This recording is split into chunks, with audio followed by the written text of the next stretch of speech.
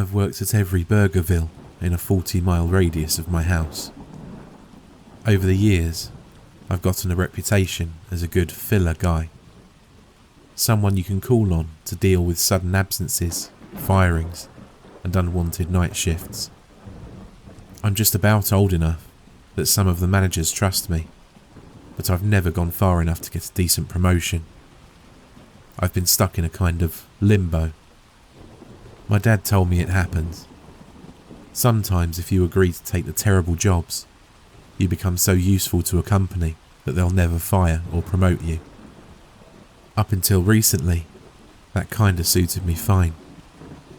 I was on autopilot for a long time, and I enjoyed the quiet shifts and the way I was trusted by my bosses without ever being given more responsibility. But some jobs are too much, even for me. One place, well, I don't have words. I've been there as a customer dozens of times.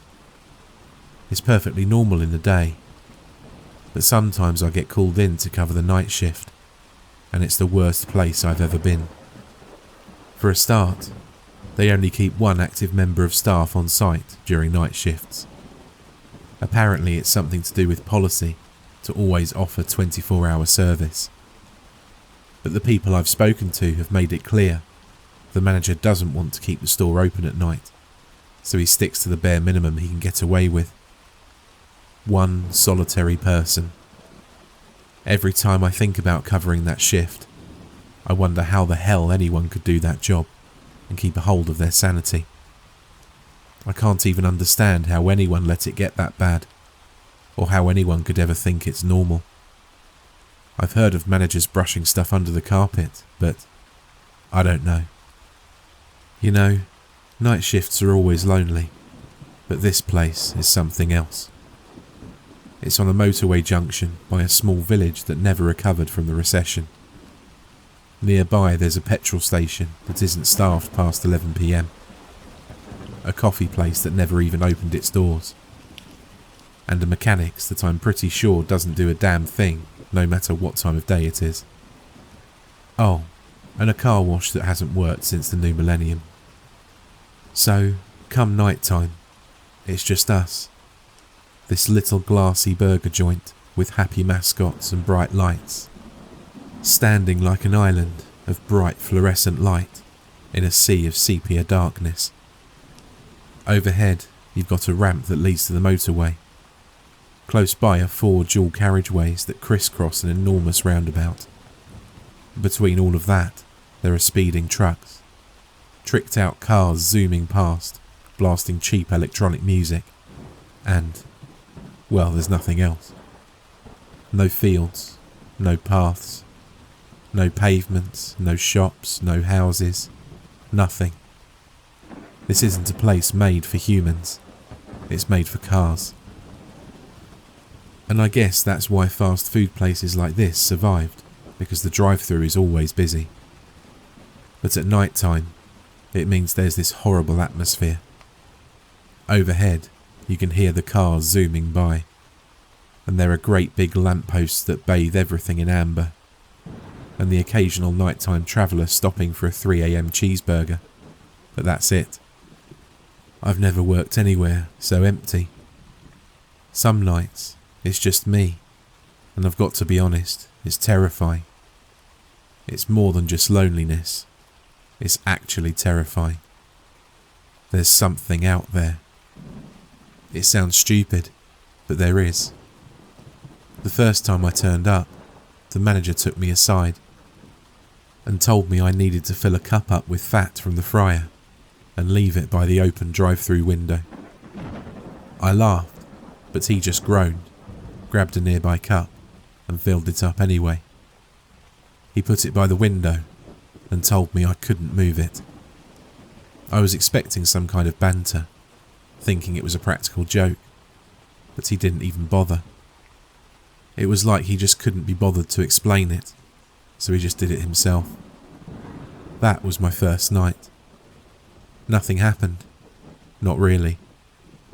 Traffic died down. Staff started going home. And bit by bit things died down until the only sound was the occasional passing engine. I started to feel severely isolated, even a little scared, which was a weird feeling to have at work. I was standing by the open window, looking out on the drive-through, and the darkness on the other side started to feel like it was more than just shadow. The drive-through was just this swervy little U-bend, covered by tall hedges, and at night it got no light. It was like a solid sheet of black, a total absence of light, and I was standing so close I could almost touch the darkness. I wanted to reach out and shut the window, or just get myself as far away as I could, but I also kept reminding myself I was freaking out for no reason. At least that's what I thought, until I looked down and saw the cup of fat had disappeared. I remember looking up and staring into the darkness, trying to figure out if I was tripping out over nothing, or if the cup of fat really had moved.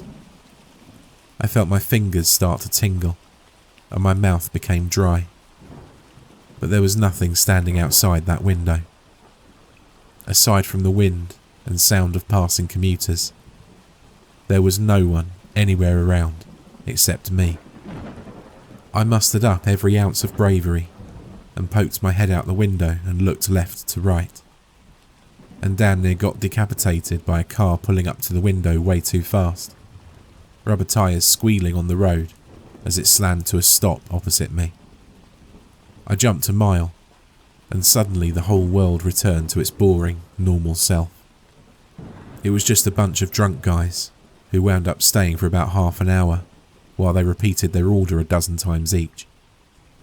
By the 16th time I'd been asked to remember dips, I was so angry that I'd forgotten all about the cup of fat. After that, I sort of just dismissed all my anxieties. The drunk guys were total idiots, but they did help me feel like my feet were back on the ground, and the rest of my shift passed nice and quickly. I hoped that would be the last of my creepy experiences in that place, but after that, things got worse. Despite telling myself that nothing had really happened, I kept filling the cup of fat and leaving it by the drive-through window. Each time I'd leave and come back to find it gone, I'd feel a little anxiety, and that made it hard to stay by the open window. I just felt like anything could reach out and grab me, like I could be standing there looking right at something and I wouldn't even know it. And the sounds. Sometimes you'd catch the faintest scrape, or shuffle, or hushed breath. It's like when you know someone's looking at you, or how you're not alone in a room. I just knew on some weird instinctual level that there really was something outside in that yawning darkness. Even if it just looked like shadows moving in darkness, I could tell that I wasn't totally alone. That's why I took to staying a little bit longer after the end of each shift, just to go look outside by the window.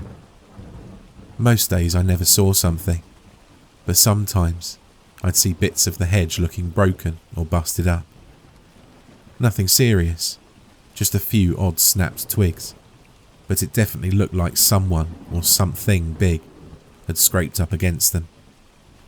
Of course, that could easily be a car or a van, so I was never sure. But sometimes I'd see the odd drop of fat running down the leaves, no more than a small drip, but enough to tell me something was out there. I even managed to get a hold of the security tapes. Unfortunately, they were poor quality, and all they show of the drive-through itself, apart from me standing in a window, is total darkness. You can't make out a thing. As for the disappearing fat shake, well, when that happens, all the camera sees is a shadow blotting out the window. When the shadow moves, the cup of fat is gone. I've stared at that grainy footage for hours, and all I ever really saw was the faintest sense of something big moving in the darkness. But even knowing what I know now, I'm still not sure that's anything more than my imagination. There are others, of course. I've heard a few strange stories. A while back, some girl supposedly went missing from her shift, but a quick Google of her name showed a news story where she'd been killed by a violent ex, although no body was found. I spoke to one guy who mentioned a kid finding a nearby drainage ditch filled with hundreds and hundreds of empty drink cups, which is supposedly where the cups of fat go. I did try looking one day, but never found anything. Then again, it's a nightmare to walk around here, especially in the day, and I can't quite bring myself to abandon my shift and go looking at night. Another story said it's common knowledge that if a fat fryer is left for long enough, things start to live in it. One day, years back, some new manager finally went in and ordered a new fat fryer, but when they emptied the old one, something black and slimy was left at the bottom.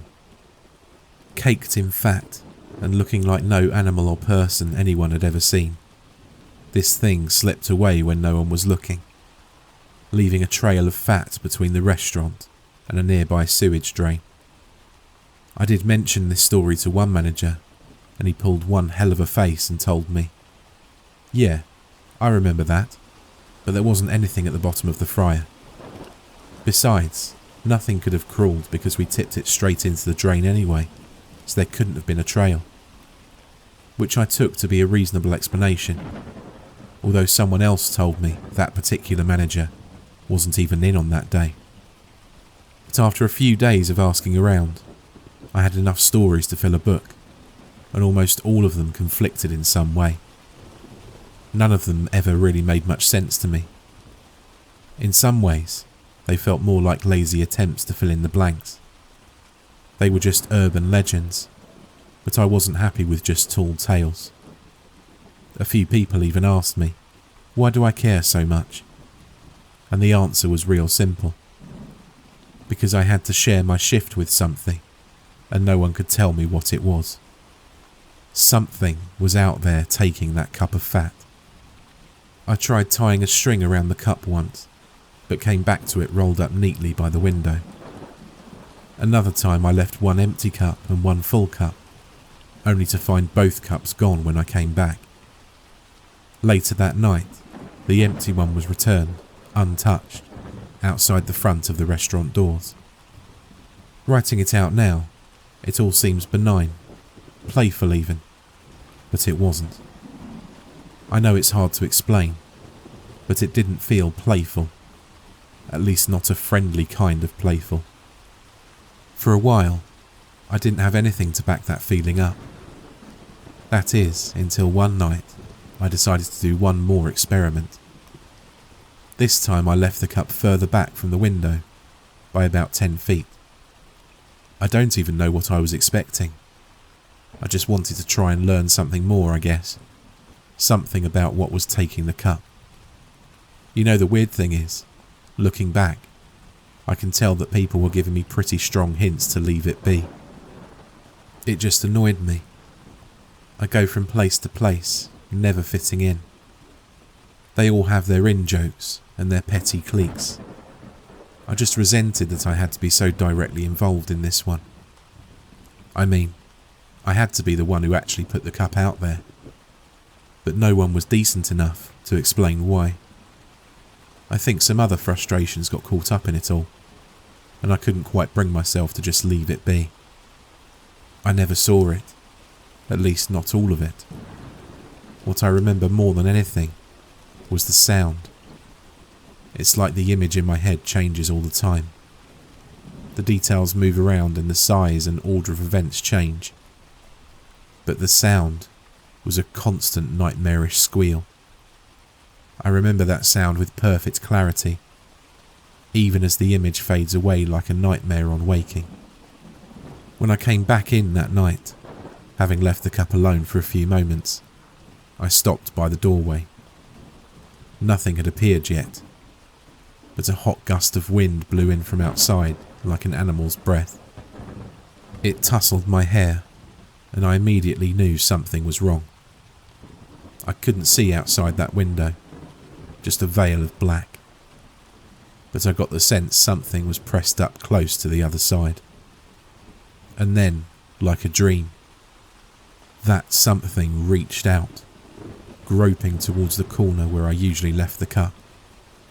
It looked like a hand made of elephant skin. It was bony and gnarled, but the skin looked thick and crumpled like the hide of a rhino, except paler. And even though the arm was thin, like really bizarrely thin, the hand had these chubby fingers like an oversized kid's. You know, I nearly laughed. That can happen during shock. This thing was like a dream. It took a second or two before the fear caught up with me. And when it did, I couldn't even move a muscle.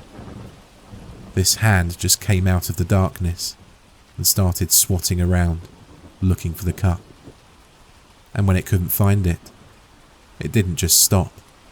It kept going.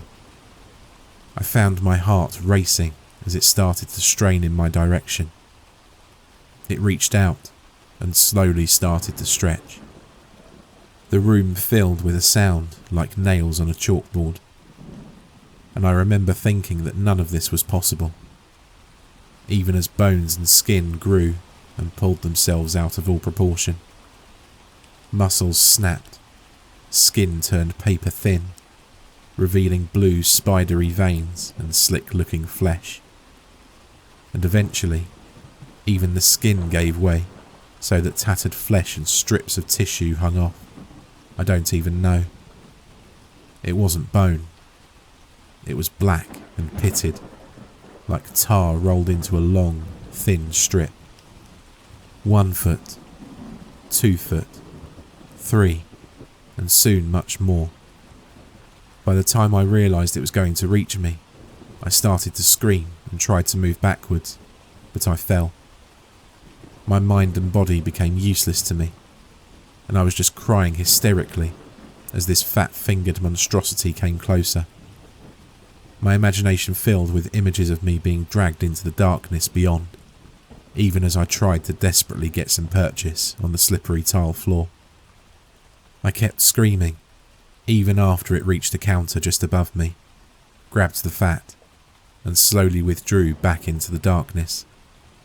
That awful chalkboard screech fading down as the arm disappeared back into shadow. They found me in the disabled bathroom that morning.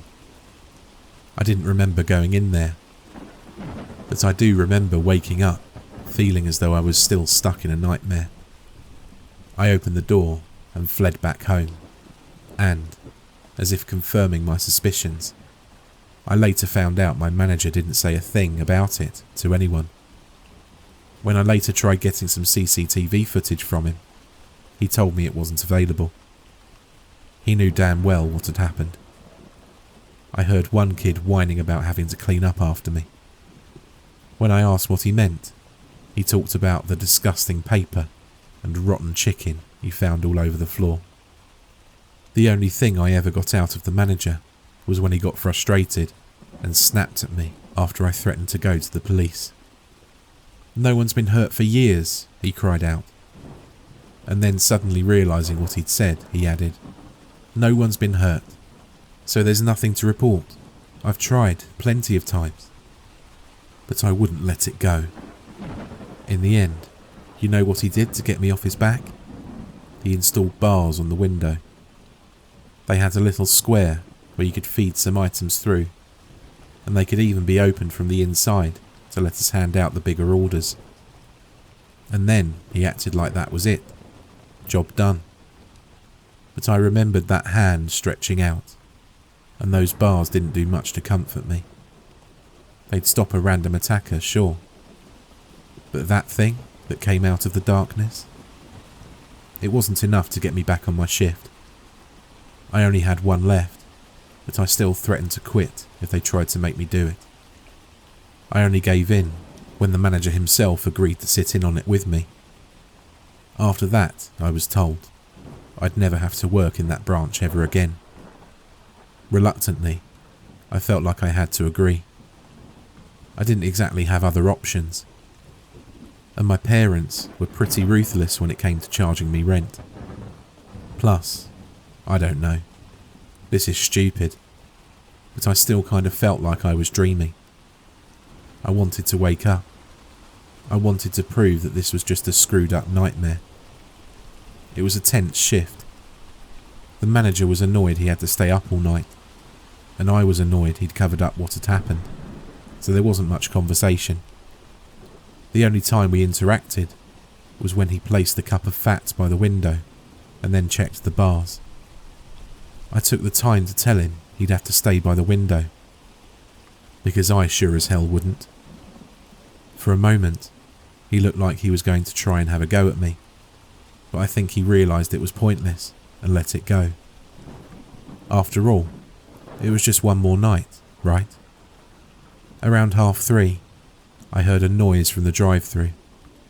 There was a bang and a loud cry, and I rushed to my feet, heart pounding. I burst around the corner, only to find the manager stood there swearing loudly, his feet and legs covered in fat. He'd knocked the damn cup over, hadn't he? Bang, smack, straight down his legs and all the floor. I laughed, which annoyed him, even though I was just laughing from relief, and not at his misfortune. I tried to explain, but he just barked at me to get another cup. I was filling it up when this time, the screaming came back.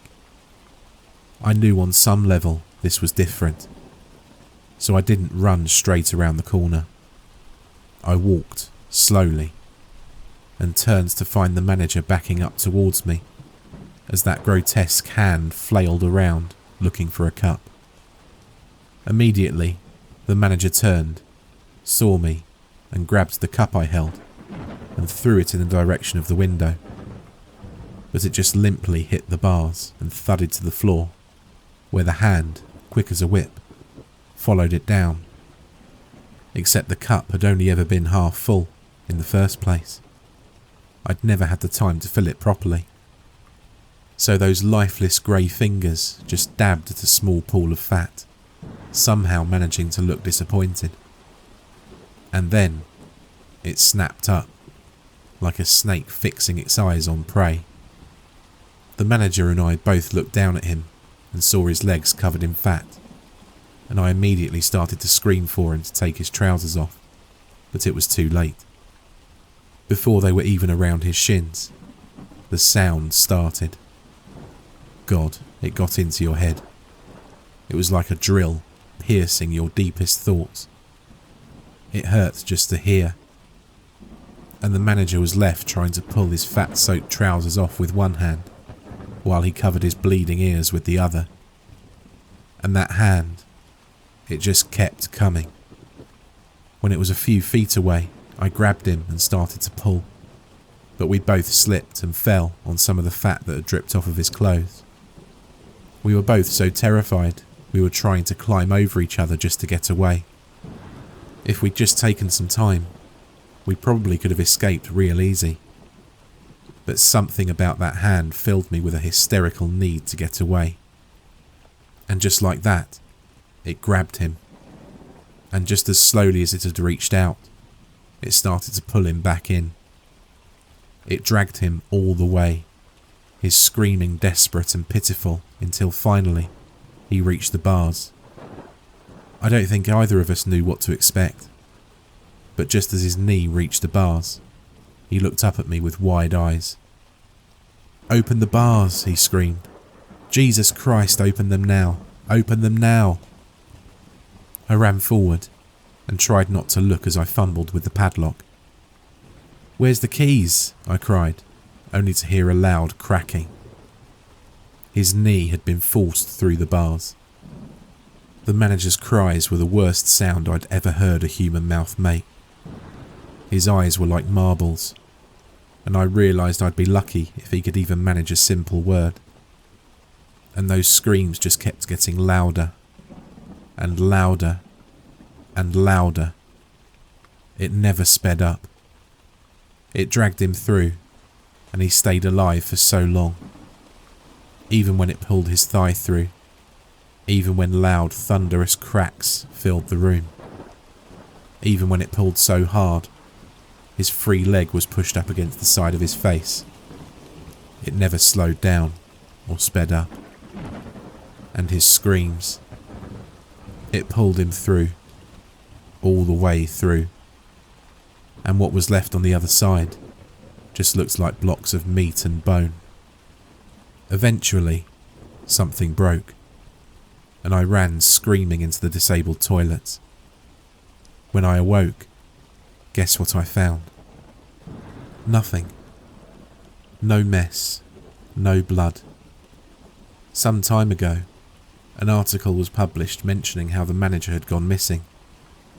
But there are a few managers in this branch, and I wonder if one of the others had got here early and cleaned up. Or maybe that thing on the other side did it. I don't know. Deep down, I'd be happy to call it all a dream. Except, do you know what I found waiting by my car that morning when I finally left? An empty drinks cup, filled with bloody fat. This wasn't the kind of fat you'd find from a fryer, no. This was more the kind you'd strip out of a cadaver, or maybe off of a piece of meat. I even heard reports of a fox being found with a bloody shoe in its mouth somewhere close by. Just yesterday, someone posted online talking about an old Burgerville uniform found blocking a drainage pipe in the village. They're still trying to get me to take over from the manager who went missing. I guess I finally found the worst job of all, and they think I'm ideal. The phone just keeps ringing, but I won't answer. It's like it's just another working hazard to be swept under the rug. But I can't. I can't possibly go back to that sound. I can't keep serving that awful thing.